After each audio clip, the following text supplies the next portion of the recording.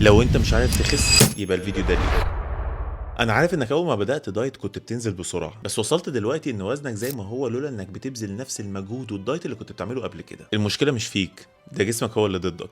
احب افاجئك بمعلومة ان انت معدل الحرق بتاع جسمك وانت وزنك زيادة ممكن يبقى اعلى من وانت وزن جسمك قليل.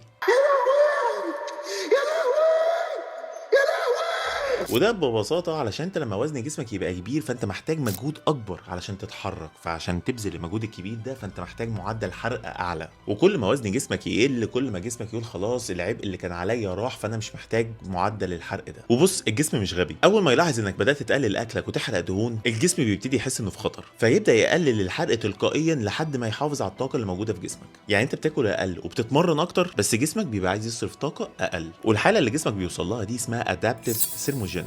وده طبيعي جدا، مش معناه ان انت عملت حاجه غلط في نظام التمرين او الدايت بتاعك، كأن جسمك شغل نظام الايكو سيستم بتاع العربيه انه يوفر البنزين المتبقي انه يكمل معاك لاخر الطريق. وكل ما بتخس دهون اكتر كل ما معدل الحرق بتاعك بيقل والموضوع بيبقى اصعب. فهقول لك على 4 حلول يحلوا المشكله دي. اولا ابني عضل حتى لو انت بتخس، كل كيلو عضل في الجسم بيزود الحرق. يعني تلعب حديد وتهتم بتمارين المقاومه وتزود البروتين بتاعك وتنام كويس، ده هيخلي جسمك يشتغل لصالحك مش ضدك. تاني حاجه ادي لجسمك استراحه نفسيه او زي ما بيقولوا ريفيد دايز.